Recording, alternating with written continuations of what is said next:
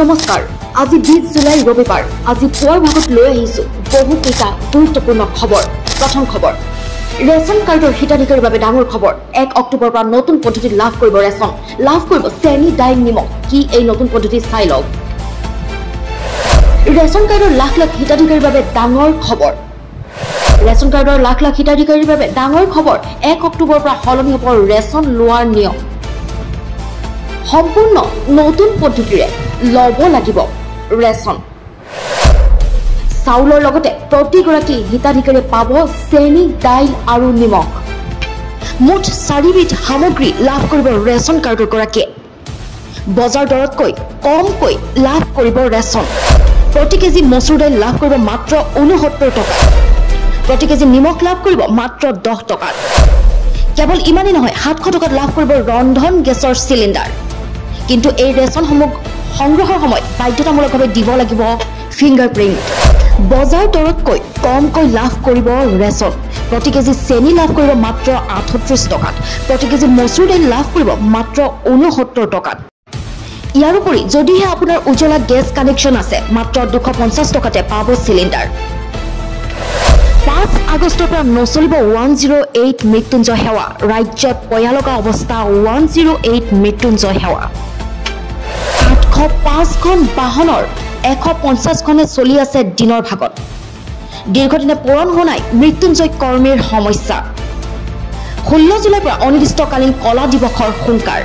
5 আগষ্টৰ পৰা নচলিব 108 মৃত্যুঞ্জয় সেৱা ৰাজ্যত পয়ালকা অৱস্থা 108 মৃত্যুঞ্জয় সেৱা 805খন বাহনৰ 150খনে চলি আছে দিনৰ ভাগত দীৰ্ঘদিনে পূৰণ হোৱা নাই মৃত্যুঞ্জয় কৰ্মীৰ সমস্যা সংবাদ মেলত জিভিকে ইএমআৰআই জিএইচএছৰ বিৰুদ্ধে ক্ষোভ আহি গ'ল ভয়ংকৰ ধুমুহা বৰষুণ গাজনিৰ বিকট শব্দত কঁপি উঠিছে কেইবাটাও প্ৰান্ত সাৱধান বজ্ৰপাতৰ পৰা সাৱধান হওক উৎকট গৰমৰ মাজত আহি গ'ল মুখলধাৰ বৰষুণ ৰাজ্যৰ প্ৰান্তে প্ৰান্তে ধুমুহা বৰষুণ ৰাজ্যৰ প্ৰান্তে প্ৰান্তে ধুমুহা বৰষুণ 21খন জিলাত জাৰি কৰিছে এলাৰ্ট বহু ঠাইত ব্যাহত বিদ্যুৎ যোগান গাজনিৰ বিকট শব্দত কঁপি উঠিছে কেইবাটাও প্ৰান্ত গাজনিৰ বিকট শব্দত কঁপি উঠিছে কেইবাটাও প্ৰান্ত সাৱধান বজ্ৰপাতৰ পৰা সাৱধান হওক অসমলৈ আহিব বিপদ ব্ৰহ্মপুত্ৰত চীনৰ বৃহৎ জলবিদ্যুৎ বান্ধ ব্ৰহ্মপুত্ৰত চীনৰ বৃহৎ জলবিদ্যুৎ বান্ধ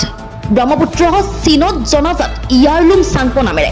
চীনৰ ভাগত থকা ব্ৰহ্মপুত্ৰৰ বুকুতে বৃহৎ জলবিদ্যুৎ বান্ধ নিৰ্মাণ আৰম্ভ কৰিছে ৰঙা চীনে শনিবাৰে তিব্বত অঞ্চলত এই প্ৰকল্পৰ আধাৰশিলা স্থাপন কৰা হয় এই প্ৰকল্পৰ নামনি দিশত অৱস্থিত অসমত গুৰুতৰভাৱে প্ৰভাৱ পেলোৱাৰ আকাংক্ষা ঘনীভূত হৈছে পুনৰ ৰাজ্যত সন্দেহজনক লোকৰ ভয়ংকৰ কাণ্ড দীৰ্ঘদিনে দৰিদ্ৰ হিন্দু যুৱতীৰ সৈতে আৰিফ আহমেদে কৰি আহিছিল জোৰ জুলুম প্ৰেমৰ সম্পৰ্ক প্ৰেম প্ৰত্যাখ্যান কৰাৰ বাবে হিন্দু যুৱতীৰ সৈতে আৰিফ আহমেদে কৰিলে শিহৰণকাৰী ঘটনা হিন্দু যুৱতীৰে জঘন্য কাণ্ড কৰা আৰিফ আহমেদক গ্ৰেপ্তাৰ দীৰ্ঘদিনে দৰিদ্ৰ হিন্দু যুৱতীৰ সৈতে আৰিফ আহমেদে কৰি আহিছিল জোৰ জুলুম প্ৰেমৰ সম্পৰ্ক প্ৰেম প্ৰত্যাখ্যান কৰাৰ বাবে হিন্দু যুৱতীৰ সৈতে আৰিফ আহমেদে কৰিলে শিহৰণকাৰী ঘটনা নিশা ভয় ভাবুকিৰে উলিয়াই নিছিল হিন্দু যুৱতীক ইয়াৰ পিছতে সংঘটিত কৰে ভয়ংকৰ কাণ্ড যাৰ ফলত মৃত্যুক সাৱটিব লগা হ'ল হিন্দু যুৱতীগৰাকীয়ে ঘটনাস্থলীত উপস্থিত বজালী আৰক্ষী সমগ্ৰ ঘটনাক লৈ তদন্ত আৰম্ভ বজালী আৰক্ষীৰ বজালীৰ সৰুপেটাত সংঘটিত হৈছে এই চাঞ্চল্যকৰ কাণ্ড নেমচুৰ প্ৰতিবাদত কপিল কুকুৰাজাৰ সন্দেহযুক্ত নাগৰিকৰ নামত ভাৰতীয়ক অন্যায় কৰা বন্ধ কৰক 9টাকৈ দাবীৰে কুকুৰাজাৰত বিশাল প্ৰতিবাদ সাব্যস্ত নেমচুৰ উচ্ছেদৰ নামত মুছলমানক হাৰাশাস্তি বন্ধ কৰক নেমচুৰ প্ৰতিবাদত কপিল কুকুৰাজাৰ সন্দেহযুক্ত নাগৰিকৰ নামত ভাৰতীয়ক অন্যায় কৰা বন্ধ কৰক 9টাকৈ দাবীৰে কুকুৰাজাৰত বিশাল প্ৰতিবাদ সাব্যস্ত নেমচুৰ শাহৰুখ খানৰ অনুৰাগীৰ বাবে এটা দুখবৰ বলিউডৰ বাদশাহ শাহৰুখ খান আঘাতপ্ৰাপ্ত শাহৰুখ খানৰ অনুৰাগীৰ বাবে এটা দুখবৰ বলিউডৰ বাদশাহ শাহৰুখ খান আঘাতপ্ৰাপ্ত উন্নত চিকিৎসাৰ বাবে আমেৰিকালৈ প্ৰেৰণ কিং খানক এমাহৰ বাবে সম্পূৰ্ণ বিশ্ৰামৰ পৰামৰ্শ চিকিৎসকৰ।